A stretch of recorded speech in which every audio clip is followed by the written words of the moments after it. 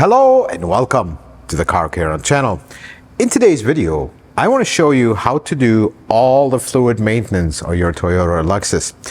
This is a Lexus GX460. We're going to use it as an example because in this particular car, we're going to change every single fluid on this car in one go. You're going to learn everything in between. We're going to focus on two things. First, if you're going to do it yourself, how you're going to do things and how to do them right.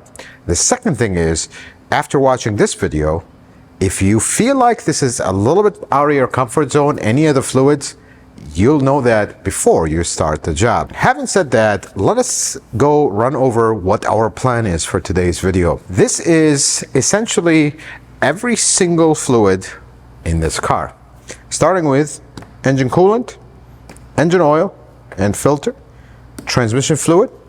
This is the original transfer case fluid, which we're going to talk about. This is the original differential fluid, both front and rear. This is the brake fluid, and this is the only thing that is not original from this entire kit because Toyota actually does not sell power steering fluid. Idemitsu is actually the original manufacturer. This is the same fluid that comes from the factory. Having said that, let's go ahead and get started with everything, starting under the hood. Let's talk about a few things. Ideally, if you're going to do fluid maintenance, start with a completely cold car. This car was dropped off this morning. It's completely cold. We just started, pulled it in, and we're ready to go. First thing you want to do if you're doing coolant, locate the radiator cap. And this particular car is actually hidden under this cover, so we're going to remove that. Second thing is, and this is something I like to do, if you're doing an oil change, pull your fill cap and put it somewhere where you will be reminded that you have no oil in this car before you start it, to avoid accidental starts without oil. Here's the plan. We're going to start with the fluids underneath the car. Power steering fluid will be last. You always want to plan your maintenance, how you're going to do it. For example, in this case, we want the coolant to be cold, so when we open the radiator cap, it doesn't overflow. And we want the transmission to be cold, because to do the transmission fluid correctly, you need to have a cold car and warm it up to get it to a specific temperature to adjust the fluid level. So let's start by removing all this cover, which is just a series of clips. On various models, some of them will have covers, some of them the cap will be just right there where you don't have to remove any covers. This particular GX460, you have to remove this cover. This is the best tool you can have. You can buy these on Amazon cheaply. They're pocket screwdriver with a magnet on the other hand. Use them practically for everything. Let's talk briefly about radiator cap versus overflow. Coolant is a fluid. When it's cold, it's going to contract. When it's hot, it's going to expand, and you have a sealed system with no air in it. Where is that expansion going to go? Expansion bottle. So two things you want to do. Check your coolant level before we start. So if you look at this car is completely cold. We are at the full mark. Technically, that is slightly overfilled. Not a big issue, but that's what we want to arrive at the end. So what we're going to do here is, before we take our radiator cap, in case, because we just drove it from outside in, there may be a little bit of pressure buildup. Always take a rag, wrap it around so we wouldn't make any mess. Take the radiator cap. Whenever you take a radiator cap, make sure it's cold. That's the first thing, because you don't want to burn your hand with hot coolant. We're going to push the cap down, turn it, keep pressure on it down, and then release softly.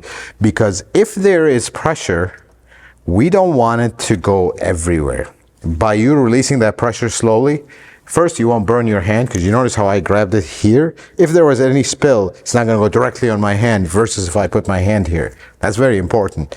We're going to leave this cap right here. Then we're going to remove this cap, which is the oil cap. I usually like to put the oil cap right on the hood latch. If you forgot to add oil for whatever reason, so the minute you try to close the hood, this will be in the way and you'll remember. It's just how I've always done it. Let's lift the car and then we'll get started. We're going to start by removing our covers, because our differential is right in this area, also our coolant and our oil drain plug and the oil filter and everything. So we're going to remove all these covers. One note, if you see that this is all wet, this is actually not leaking, folks. This is undercoating, because we are around the Chicago area and we have rust here. So this is how undercoating actually looks like. This truck does have it a little bit too heavy, but better heavy than nothing. So in majority of Toyotas, you will have to remove some kind of cover. Most of them 10mm bolts. Rarely in the trucks you will have 12mm like this one. You will have a variety of clips and things. We cannot show you every car, but they will all have some kind of combination. This particular one, this first air dam comes out, then the rest.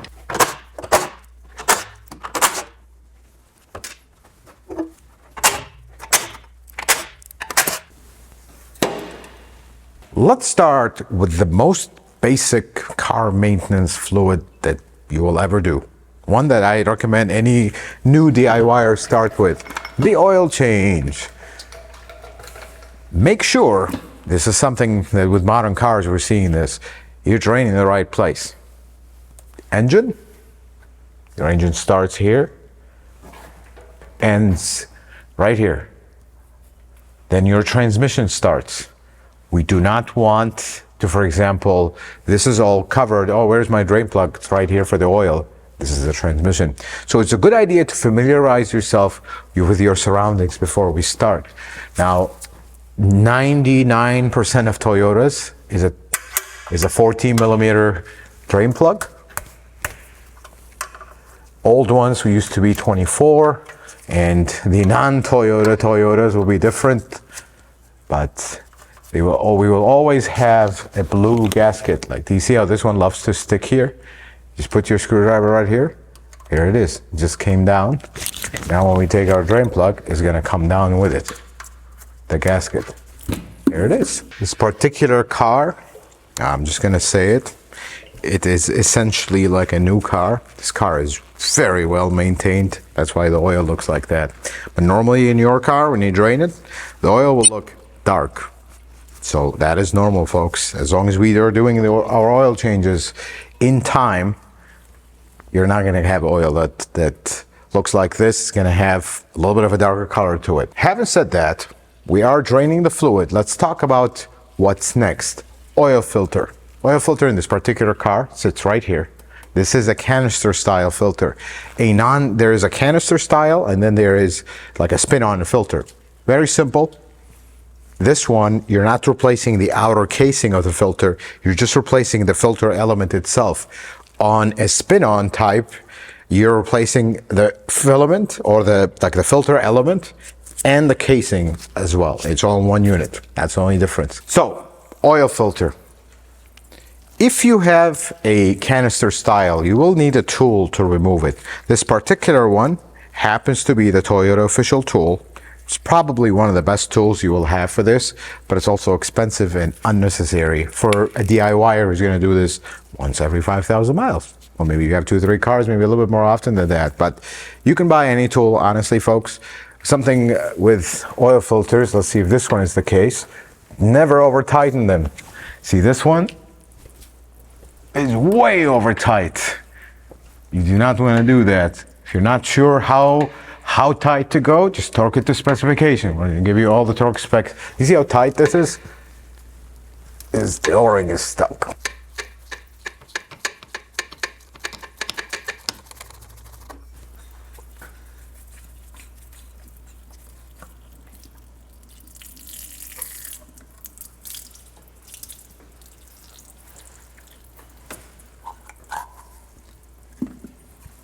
This is how the canister oil filter will look like. You see how there's the filter element? And then that is the standpipe. This is actually the bypass valve. In case this filter gets clogged, it can actually bypass it, so the engine will run low in oil. Usually these will have an O-ring on the outside. This particular one does not have a cap to drain it. Some of them will. That little contraption tool it comes with, don't recommend you use it. It never works very well. So I would just open it, let it drain. When it's done, just take it out. Very simple. So let's go get what we need for the filter and the oil change. In this particular case, we're gonna need the oil filter and we're gonna need a drain plug gasket. Folks, let's just say one thing. Get the original gasket. This is actually a metal gasket underneath. They never leak, they fit perfect, and we don't have issues, and they're not even expensive. Same thing with the filter. This filter, in case, because we're seeing dealerships do a lot of stuff, this is, at the date of film in this video, $5.97. Cheaper than many of the aftermarket ones. So don't get an aftermarket one because it's not worth it. Filter, you're gonna get the filter and the O-ring for it. This is a canister style. For the non-canister style, if your car has one, you're gonna get the filter. Take the, if you're getting an original filter, which is by the way the same price, which is interesting. Don't put oil on the surface of the of the spin-on ones. They already come pre-oiled. On this one though, we are gonna. So this goes in here. Make sure this is not loose and just kind of walking around. If it is, you'd either need to fix it or you need to replace this cap. Also check your cap for cracks if it was like super tight and you had to get it with a big breaker bar, because these are plastic and they can break. As long as you don't over tighten these, they can last the life of the car. I know they're plastic, but they're actually that good. Filters in, make sure you get the right filter. O-ring.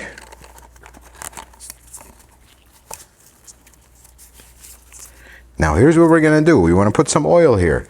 We got oil from the engine right here, or from the filter housing itself. Gonna put some oil in this, coat it with some oil, reinstall it.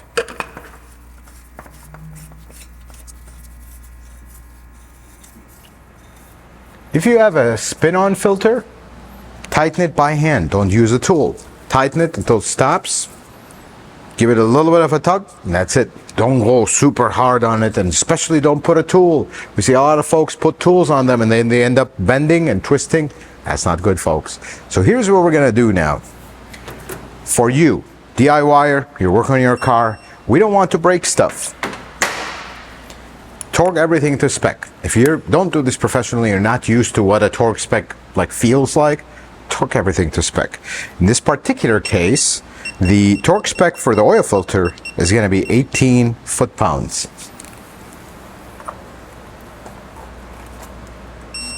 That is barely tight, folks. That's how I'm going to describe this, because I see so many folks over-tighten these, and they end up, the next time you do an oil change, it's going to be extremely hard to remove it because you over-tightened it. This is barely tight. I barely put any force into this to tighten it.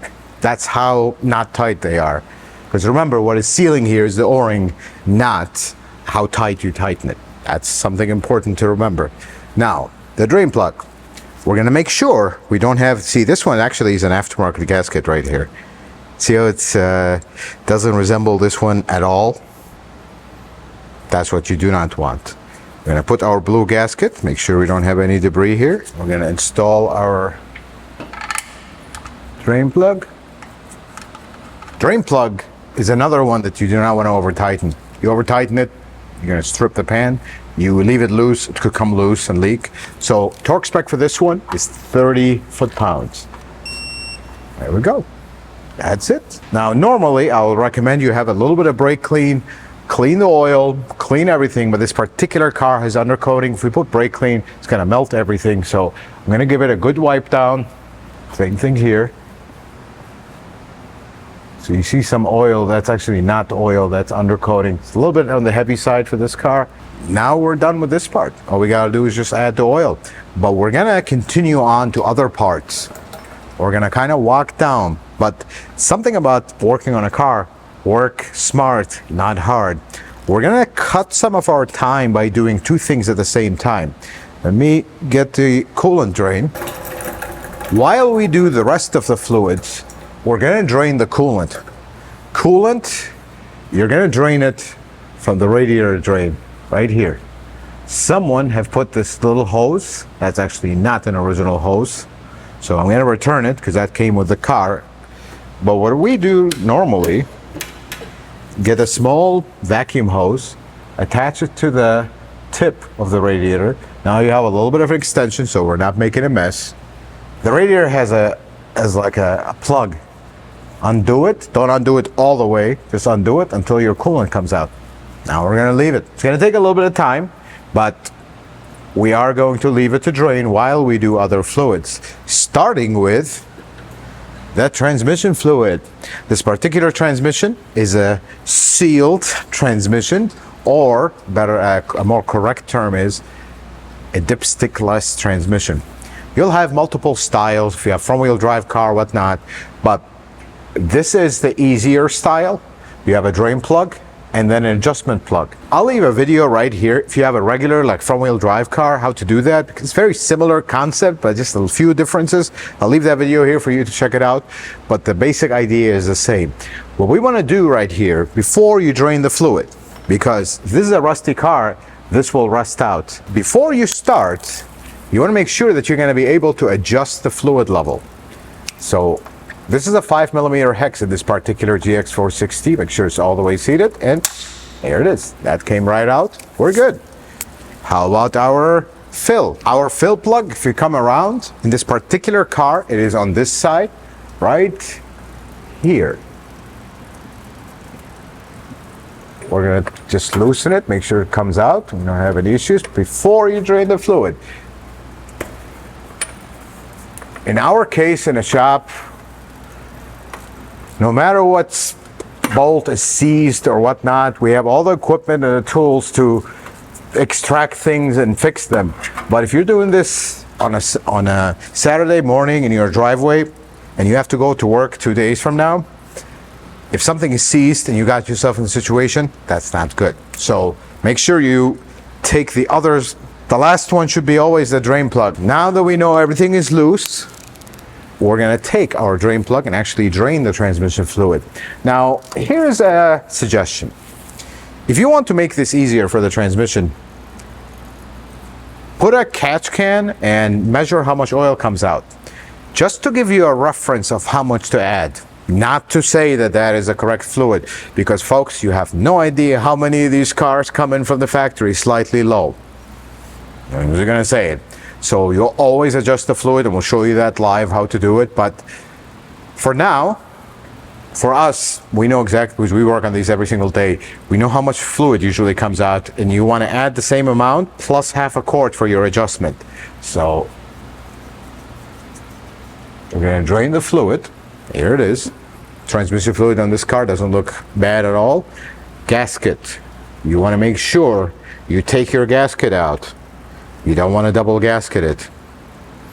Same thing with this one. You'll see fluid coming out because this car is cold. It's been sitting, but both of these in this particular truck have the same gasket. It is a crush gasket. On the ones that do not have a crush gasket, you can actually reuse that gasket. So it will be a thick gasket, but in this particular one, you see how we're still draining here. We only drained a little bit here because this is actually a standpipe. That's how we're going to adjust the fluid level. Now, while we wait for this to drain, this is where the part where work smart, not hard. We're going to start preparing the rest of them, starting with the front differential. If you come around right here, front differential on this particular car, 2 10mm, techs to take them out. These love to get rusty. So be careful with these. If they're rusty, put your socket here and tap it with a hammer to make sure it has full engagement, because these love to round out, especially this bottom one. So what we're going to do here, we're going to loosen our fill first. There it is. And then we're going to check our drain. We're not going to drain it yet, but there we go. That came out. I'm going to just snug it down a little bit just so it wouldn't leak. Well, that one is ready. Now let's go to our transfer case. Transfer case is right here. If you have like a RAV4 or Highlander, like a transverse engine with all-wheel drive, you're not going to have a front differential as part of the transmission. So if you have that style, you're going to have one in the front, which is the transfer case, one in the rear, which is the rear differential. You're not going to have 3. If you have truck, you're going to have 2. If it's a 2-wheel drive truck, you only have a rear differential. So, transfer case. You have a drain, it's 24 millimeter, and a fill, it's also a 24 millimeter. So we're gonna break the fill loose first. Here it is, and the drain. There we go. These came out easily. I'm gonna just snug this one just so it wouldn't drain. Now let's go to our rear differential. If you own a truck, two things you want to check before you start. First, is your vent free and clear? This is the differential vent. See if I can reach it from here so I can show you. You see how it moves up and down, side to side. You want to make sure this is free. If this is seized and it doesn't want to move, put a plier on it, try to move it. If it frees up immediately, we're good. If it doesn't, replace it. This differential builds up pressure as you drive, and this vent is supposed to release that pressure, but at the same time, not allow water and dirt to go in.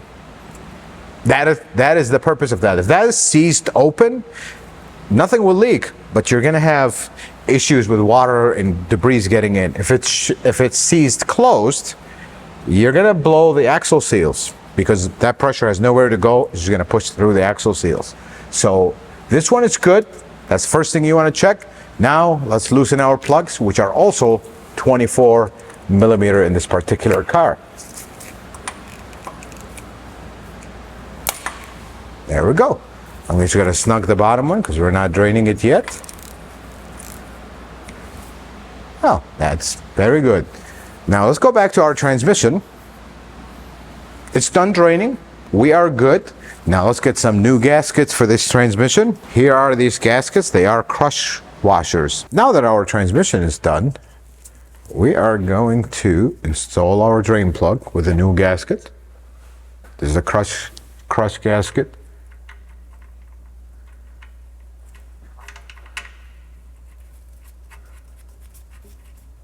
This particular one is going to be 15 foot-pound.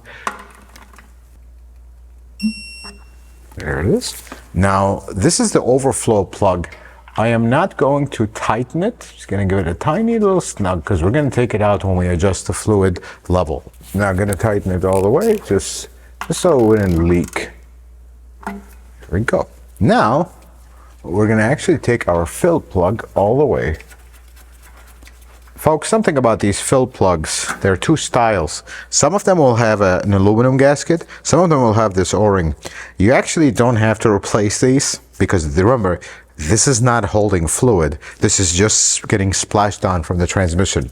We're not going to do anything with this one. So for filling the transmission, make sure whichever method you use to pump the fluid up there, it's a clean one. Don't cross-contaminate. For example, don't use the same one for the differential and the transmission. That's a bad idea. You want to get something that is dedicated to the transmission. You keep it clean. You clean it before you use it if it's been stored for a while. In our shop, we use an air-operated one, which makes this super simple, but you do need access to an air source. This is a kit, just some random kit from Amazon because we cycle through these a lot. It comes with every single fitting. You notice the one fitting we used on this one. Yeah, that's all this case. We only use one fitting because we only work on Toyota and Lexus here. So this fitting is actually the same as this plug. So we're going to go ahead and install it.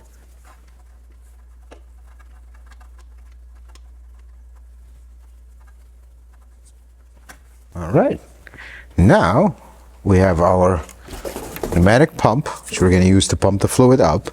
I'm going to open it. So this particular pump that we use in the shop, this is a WS pump. So the fluid in this car is WS. Toyota has multiple types of fluids, especially on the hybrid side, you're going to get a lot more.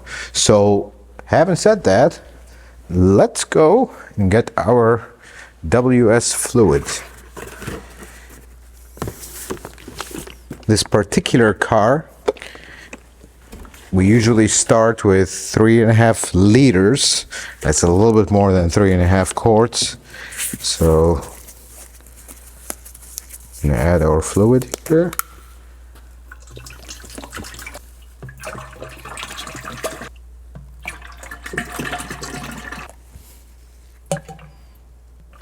Right there. That puts us a little bit overfilled intentionally, because later on when we adjust the fluid level, we may need a little bit of additional fluid to do that adjustment, and we don't want to leave the car low on fluid. I'm going to connect this to our fitting. Now in your case, DIY, you're not going to use something like this because you need an air source. Well, you could. These are not expensive, and I don't think they are worth it. You can get any kind of fluid pump, whether pneumatic or by hand, just to add the fluid in there. It might make a little bit of mess. You can clean it up, not a big issue. But for us in the shop, we use this one. We're going to connect this one, and this is why we use this in the shop, because it's extremely simple and not time consuming, because we do a lot of these every day.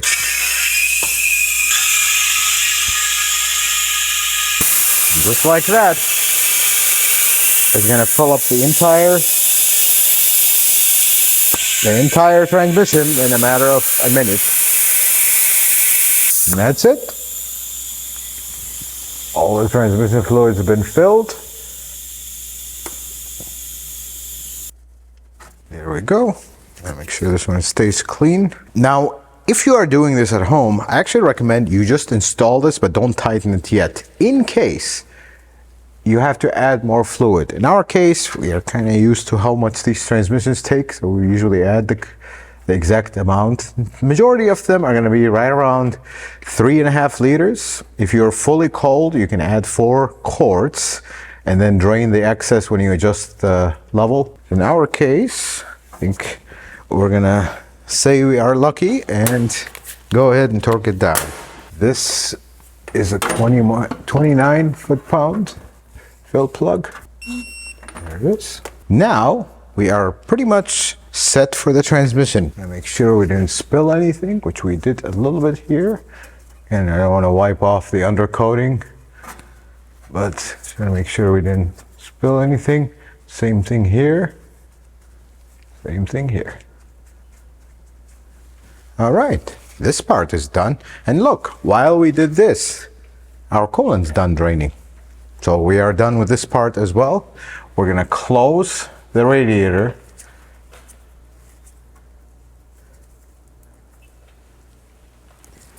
And in this particular case, this was on there, so I am going to return it. There we go. This part is done. Coolant. Let's talk about coolant for a moment, because there is a little bit of a debate. The block drains. You can access one of them here, but there is a little bit of a danger with block drains because they're brass. If you break one of these, you have a problem, because the part that threads into the block has thread lock on it, and they're not easy to take out, especially in the car. In this particular case, one block drain is somewhat accessible, the other one is impossible to access, is behind the starter. So if you want to get to them, just heads up, you're going to drain a very small amount of coolant additional. And even if you get to both of them in this particular V8, we've tried it, took the engine apart, there's a lot of coolant left. You have to replace what's in the radiator and what drains from the engine in that case, and let it be. Because if you start wanting every single last drop, that will never, short of you taking this engine apart completely, turn it upside down and dunk it all and wash it, pressure wash it, you're not going to get every drop. So let's not go become obsessed with this, folks, because I see this a lot. Having said that, our transmission is filled, our oil is drained, our coolant is drained. We're going to fill those two from the top. Let's start with our differential. We're going to take our fill plug, make sure we get the gasket as well. I see the gasket is sticking there. That one is not wanting to come out. Make sure you get that old gasket out. There it is. Now let's do the drain. So if this is the first time this fluid's been replaced, which I actually doubt, looking at the gaskets, this will be a little bit on the darker side, and that is normal the first time. Yeah, this is, doubt this has been replaced before, because it's a little bit on the dark. See how it has a little bit of a darker color? This car does not have a lot of miles. That's typical. So don't be alarmed by that. That's why we're replacing this fluid. Now, something important here, we're going to get rid of this gasket. Something important with differentials that you are aware of, they will have a magnet on the drain plug. You see how this magnet has all kinds of sediment on it? You want to wipe that down. Don't be alarmed by it, that is normal, but you want to wipe it down. In this particular case, it's pretty caked on, so I may have to use some brake clean. See how I can't pull it away? You want to make sure it's very clean. Actually, I got most of it.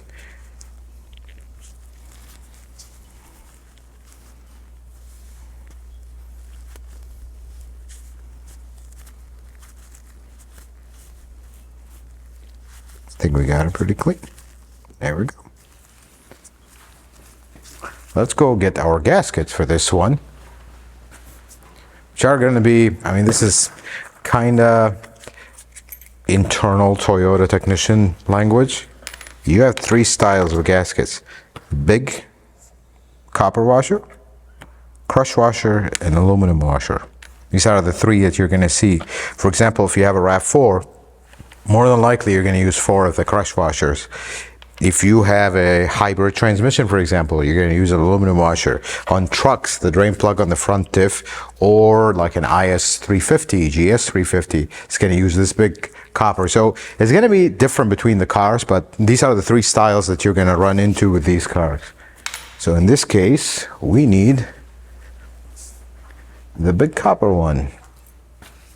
And then this one is going to go on the fill. I'm going to close the drain plug. This is done. Make sure you have your old drain plug gasket out. And the way I recommend you do this is, if you're doing multiple fluids on a car, put all your old gaskets in the same place. That way you know what you're missing, what is still stuck on the component or elsewhere, and what you did replace. So right now we have oil drain plug, transmission, front differential. We have all of them, we're good. In this particular car, this particular differential, this is 29 foot-pounds. There we go. And before we fill this, let's have the oil talk, because this is the most heavily debated subject on planet Toyota and Lexus. This is a transfer case oil, transfer gear oil from Toyota, the LF75W. This one is a differential gear oil LT 75W85. This is liquid silver. This is liquid gold. This one, this 1 liter bottle, is $58 each. Date film of this video. Do you think this is bad? Let's talk about this one.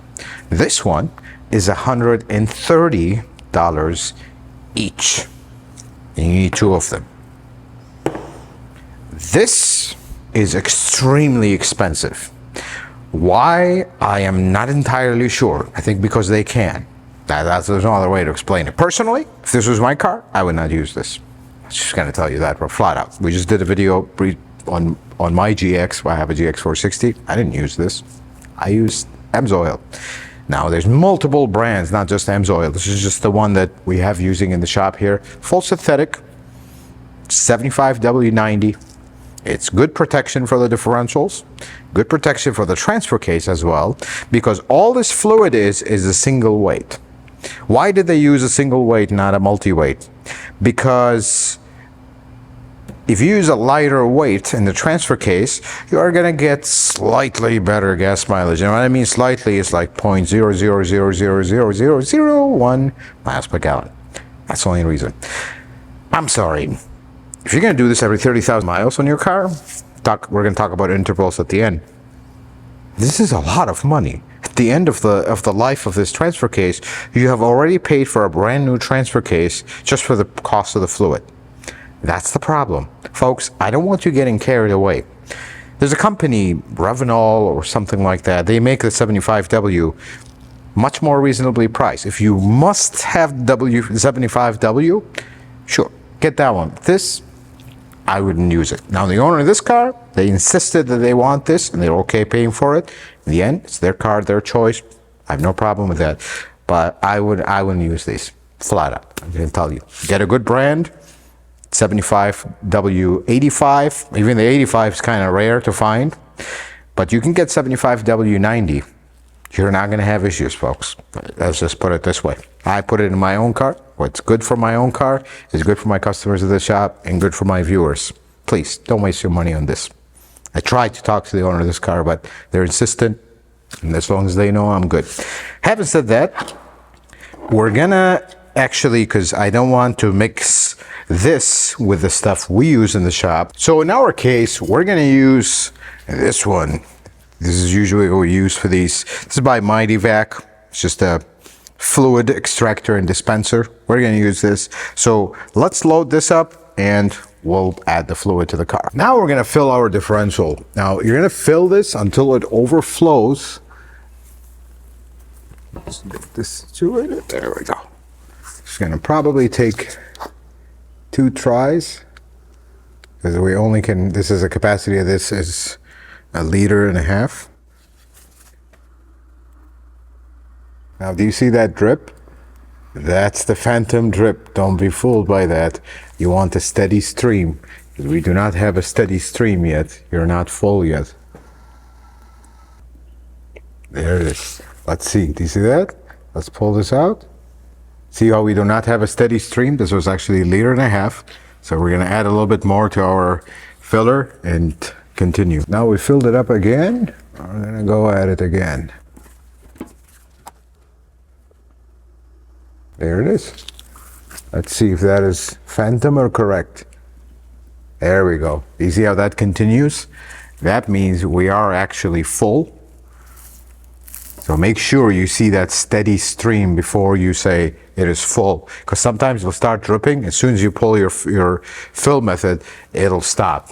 You do not want that. Now we can put our fill plug. This one is also 29. There we go. Gonna give this a clean. Again, I don't want to wipe it completely because this has undercoating. So now we're done with the front differential.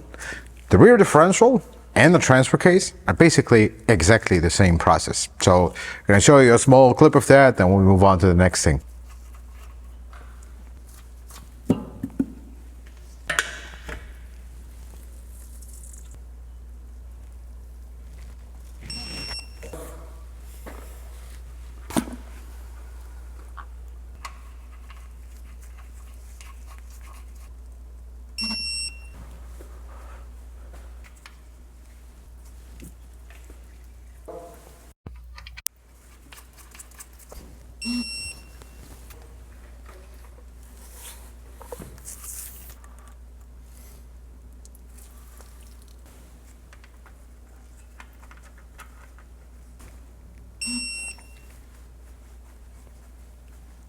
Now that we got to this stage, pretty much done with all the fluids except the brake fluid, which we're going to do next. But first, let's put some of our covers back because we actually don't need these anymore. We can adjust our transmission without the covers. Let's install those.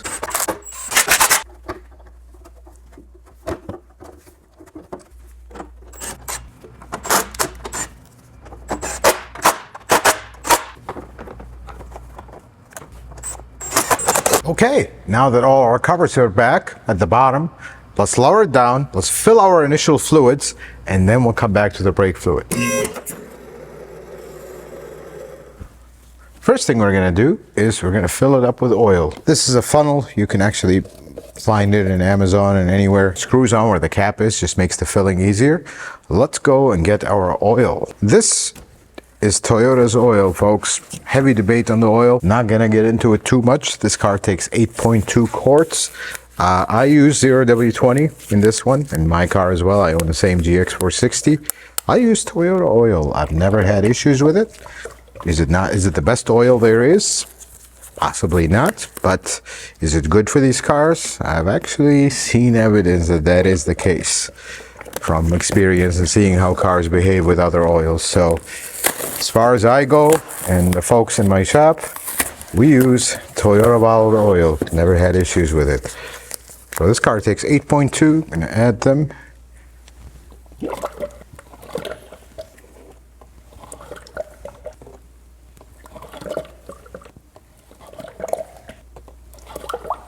Let's add our 0.2.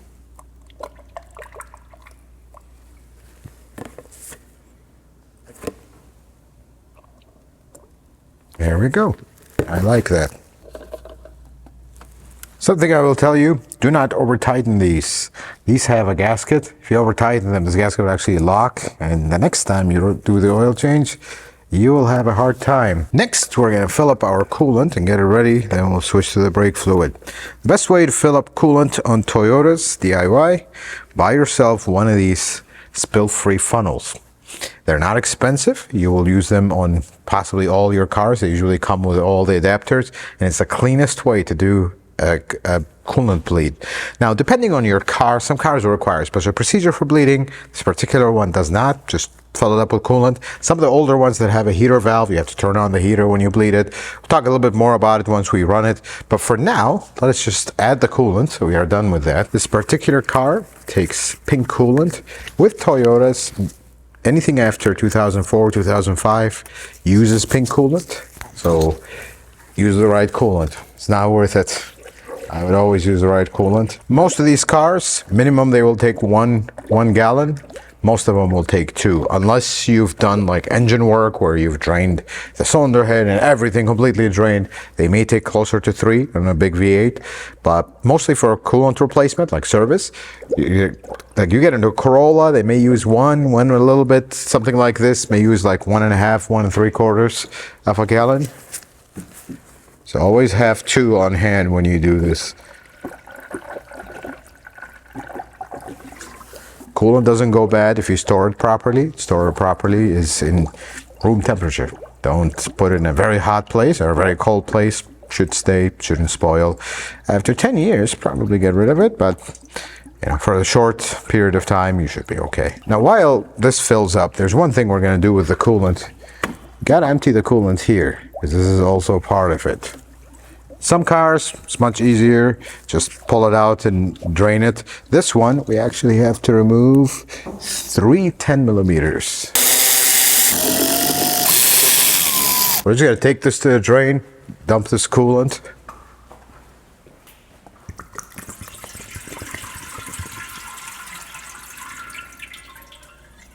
That way we're gonna put fresh coolant once we're done.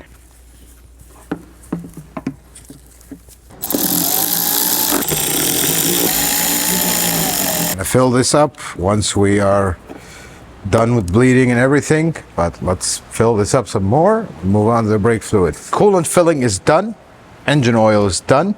Let's move on to the brake fluid. And for the brake fluid, you have multiple methods to do this. You can jack up the car on 4 jack stands and pull the wheels off and add fluid as we do this.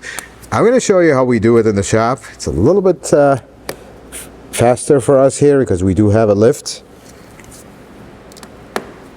I'll share with you a few tips along the way. When you work with brake fluid, be very careful with the body of the car, because brake fluid sitting on a painted surface for a long time, big problems. We're going to take the cap.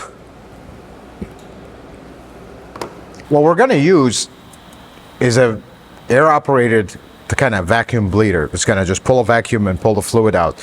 You can use a handheld one, you can use a pump. There's multiple methods to do this. If you have a small air compressor, you can get yourself one of these. They will run your compressor down. It does need a little bit of a strong compressor. But more importantly, before you start, and this is something I see all the time, make sure your car is off. Do not open the driver's door in a case of a car like this with a hydraulic unit like this. We're going to take what's in the reservoir already first, because that's a lot of the fluid is right here. So we got as much of the fluid as possible out of the reservoir.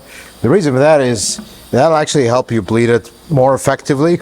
You're not pulling all this fluid in the master cylinder through, then you get fresh fluid. You start with fresh fluid. So brake fluid, always use a sealed container. Brake fluid is hygroscopic, meaning it absorbs moisture. That's why we're replacing it. So always use a sealed container. Don't use that brake fluid. It's been sitting in your garage for a couple of years. Brake fluid, as soon as you open it, use it. When you're done, dispose of it. So this is what we do in the shop. We use a tool like this.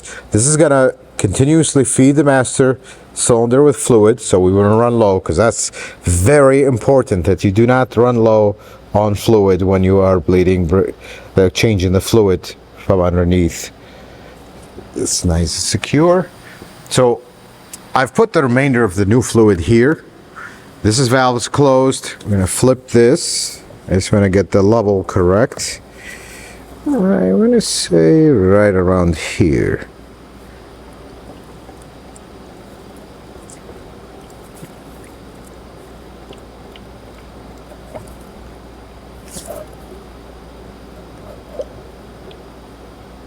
I think that's a good level. We are maybe slightly overfilled. Yes, we are. We'll correct that at the end. But I'd rather be overfilled than underfilled when we are changing the fluid. So now what this is going to do, when the fluid drops here as we pull it from the calipers, this will automatically feed it. So we have a predetermined amount. We usually do 2 bottles. This is around 2 bottles, just a little bit over. But let's lift the car up and we'll show you one wheel, and basically all 3 other ones are the same. Let's talk about changing the brake fluid. We're going to use for one caliper. It's basically going to be the same for all the calipers around, but some folks will say you have to start in a specific order. There's no real scientific reason for that, but you can start with the rear, walk your way to the front, basically from the furthest point, passenger rear wheel, driver's rear wheel, passenger front, driver's front. But if you don't do it in that particular order, I've never seen issues. Just letting you know about that. So bleeders for Toyotas, 8 millimeters and 10 millimeters are the 2 sizes you're going to find. This particular one is a 10 millimeter. With bleeders, be careful. Before you start, before you do anything, before you even take out the brake fluid out of the master, come to each bleeder, open it, kind of see if it wants to open, and then close it right away. We just want to make sure they're not seized. Do not break bleeders. If they don't want to come out, don't use force. You can take a hammer, tap on them, and then try. If they do not want to come off, use a little bit of heat. Be careful. You do not want to break a bleeder when you're DIYing stuff. If it doesn't want to come off, we need to come up with a plan B, meaning we have a caliper ready in case, and we're prepared for it. That's the one thing you got to watch for. So in our case over here, we're going to use the same vacuum bleeder. This has like a bleeder tip. You can use a DIY one. Doesn't have to be an air operated one. This makes things a little faster. We're going to connect it, and then we're going to open our bleeder. You don't have to open it all the way, just a little bit. And then we're going to turn it on. See the fluid coming out? These air bubbles, these are not actual air in the system. That is normal to see when you're pulling with force. But we're basically going to give it a minute or so on each wheel, and this is pretty much done. Now we are coming up to the end of the minute. Put something to protect the wheel. Remember, this is a painted surface. I'm going to take the vacuum bleeder off. Wait for you see how it's bubbling? Wait for it to have a continuous drip, then close it. Don't just close it right away, because you're going to actually have a little bit of air in that until it comes out, just from the suction effect of the tool you're using. We're going to close these. In this particular case, I am going to use brake clean because we have to get this brake fluid off of this, just a little bit, to break down the brake fluid. Wipe it down. Make sure you wipe it down well. And if any of it made it on the wheel, make sure you wipe it down. In this case, we didn't get anything. This side is pretty much done. The only thing we are missing is this car came without bleeder caps, and that's the #1 reason why they seize. I'm going to get him some caps. We'll put 4 caps on it, finish all the other wheels, and move on to the next thing.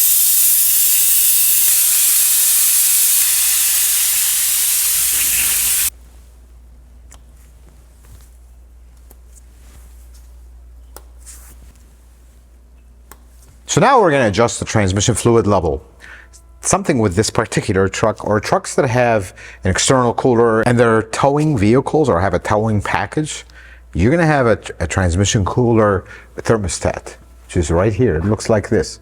Highlanders, RX350s, GX, Sequoia, Tundra, many of the models, these are just to name a few, will have this. What this does is it blocks the flow to your cooler when the transmission is cold to help it warm up faster, then it'll open. But when you check our transmission fluid level, at that temperature we're going to check it at, this is going to be closed. And we want the loop to be open so we can properly adjust the fluid level. So what we're going to do here is we're going to pin it. We're going to push the middle plunger. This opens it. I'm going to put a pin across. There it is. Now this is pinned. Now the cooler is open at all times. This truck has been sitting for a while, so the temperature will likely not be there. So here's what we're going to do, because it's going to get loud with the engine running and everything. The temperature right now is cold. So the fluid is contracted. As soon as we start it, we're going to run drive reverse a couple times just to cycle the fluid. I'm going to open the drain plug, drain the excess.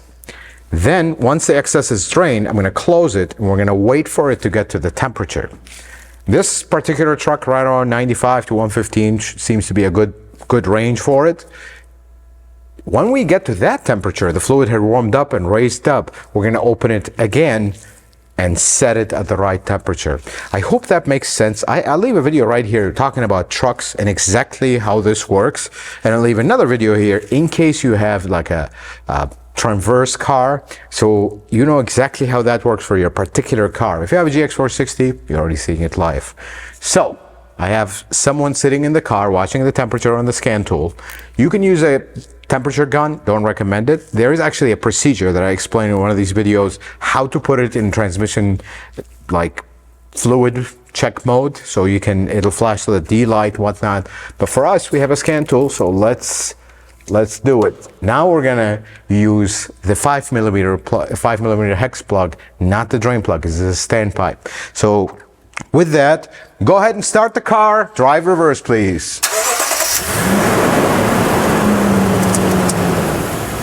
Let's drive. Let's reverse. Let's drive. That's park. Let's see where we're at. And drain the excess. There we go. Remember, we overfilled it a little bit intentionally, so we have enough room to work with, because if it's low right now, we have to stop, shut off the car, fill it up with more fluid. Always put a little bit more fluid. You can drain it when you're doing this process. So fluid, we're not worried about the temperature because it was like 79 degrees. You see how it got to a trickle? We're going to wait for it to get to a real fine trickle.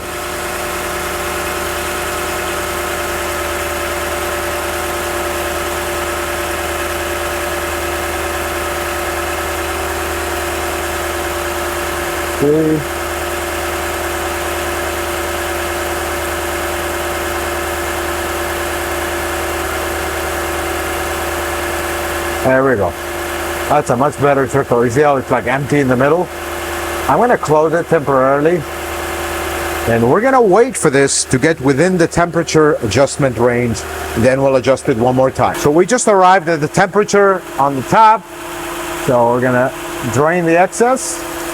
There we go. That is actually right on. You see that trickle? Kind of like trickling down. I'm going to close it. And that is pretty much set. Shut it off, please. I'm going to give this a little snug just so we don't keep leaking while we talk about it. This is pretty much set at the level. Something very important.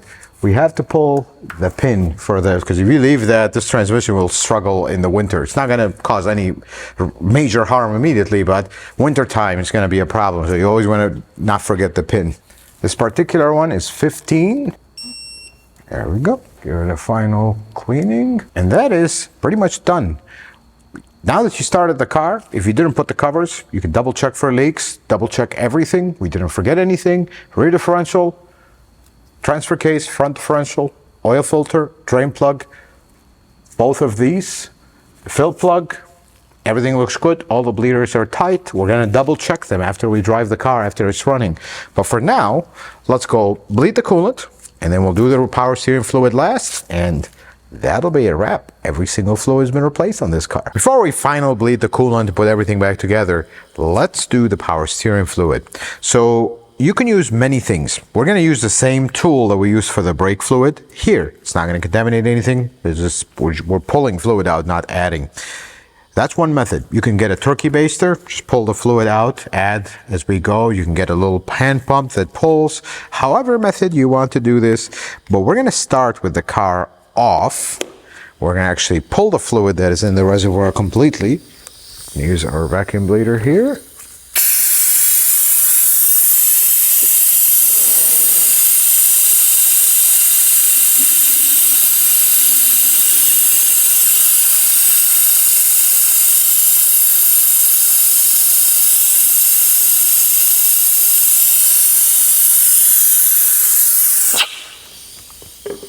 I'm going to add fresh fluid.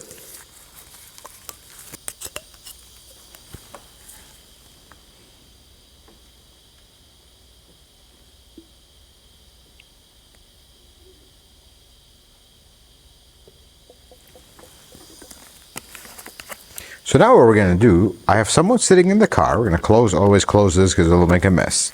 You want to cycle the fluid to mix the new fluid with the old and then pull it out again and again and again.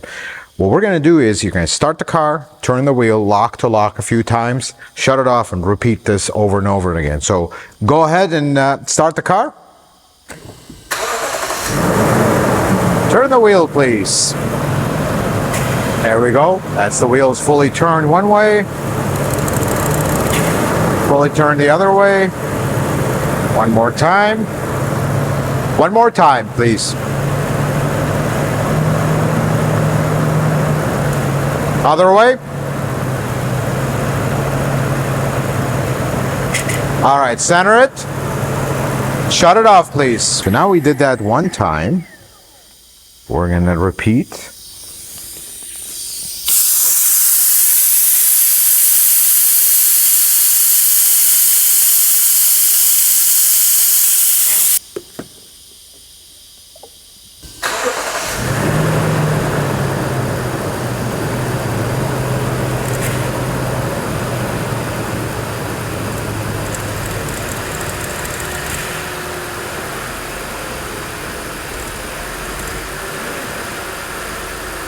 Shut it off. Gonna do this one more time. So we're gonna continue to do this multiple times. So in order not to bore you with this video, we're gonna cut straight into when it's the last time. We're gonna fill it up, last fill.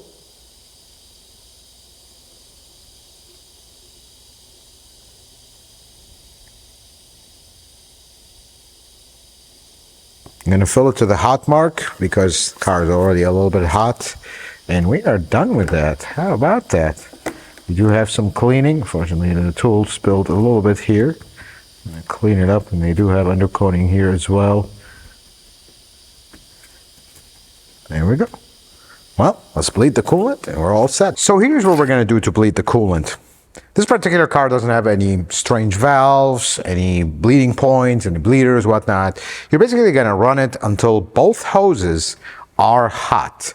What I'm referring to is, this is the upper hose. This will always be hot. The lower hose, a little bit harder to access, is where the thermostat is. That one right there. What we're trying to do is making sure the thermostat opened so we can bleed all the air out of the system. You're going to do this with AC off, heater off, unless this car has a heater valve. This is where you got to do a little bit of research on the bleeding procedure, but we're basically going to rev the car 1500, 2000 RPM just to cycle everything, warm it up completely. I'm going to use a pedal depressor. This basically just simulates you sitting in the car revving it. And because we do this all day long, we don't want to be sitting in the car. We got always other stuff to do. So I'm going to go ahead and do that.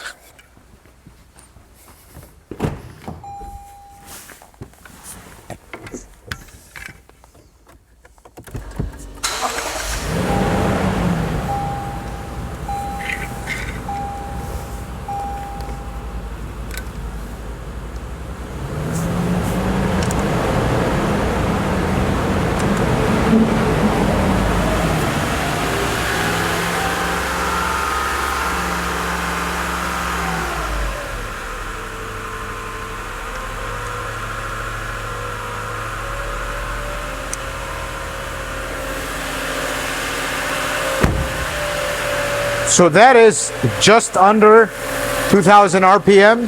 We're gonna let the car run until both hoses are warm. Right now, this hose is actually starting to get warm. This one is very cold. So we're gonna cut through until when they're both warm so we can show you the final process, and we're almost done here. So we got the car all bled, all ready to go. We're gonna do the final few touches. We're gonna get the coolant funnel off. I usually like to put this because it may spill just a little bit. I usually like this so we minimize the cleaning.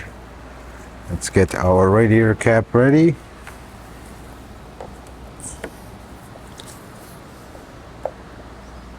Just a few drips.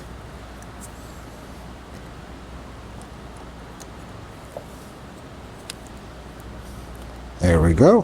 What I'm going to do with this coolant is I'm going to use it to fill the overflow because it's empty. Remember we emptied it? Here. So this overflow is not quite full. Car is fully warmed up. Here's a small tip on Toyotas. When you do the coolant bleeding, always when the engine is fully hot, overfill the reservoir by a little bit. And I'll tell you why. It's like this. So if you come around, Jose, and show them the reservoir, see how I overfilled it by a little bit? This is the #1 complaint after a cooling service on any Toyota.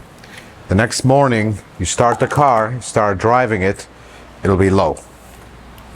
And this happens a lot.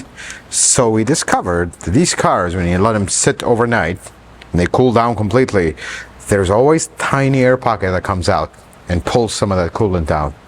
So with it being a little bit overfilled, it's actually going to pull that once it cools down completely. Instead of having the customer wait in the waiting room for like 3-4 hours while the car completely cools down so we can do this, we learned if we overfill it by a little bit, it's right on the money. We don't have to do anything. In your case, though, if you're doing this yourself, the next morning or the next day after you drive the car for a while, double check the reservoir because the odds are you're going to have to top it off just this much. I'll take care of it. So everything is pretty much done. We're going to do our final check. Radiator cap is on. Oil is on. If there's any last minute cleaning, we're going to take care of it, which I do see a little bit here. A little bit here. Our power steering fluid is closed. We don't have any spills, anything. Everything is looking great. We're gonna pull our fender covers, start pulling our final covers. Have this cover right here.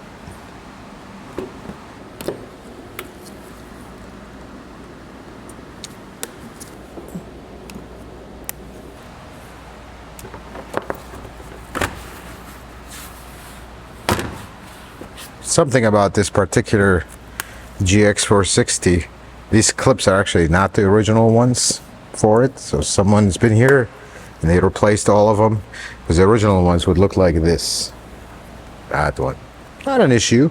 Just I don't know, 50 years from now, when this is a Barrett Jackson, that's what's going to knock at some points. But for now, you can get these clips, the right ones. Doesn't really make any difference, honestly. I actually prefer these. They work better. See, as soon as I said it's not working better. This style clip actually works better for covers. Well, I like this. How about that? Let's close this hood. This is one job completely done, folks.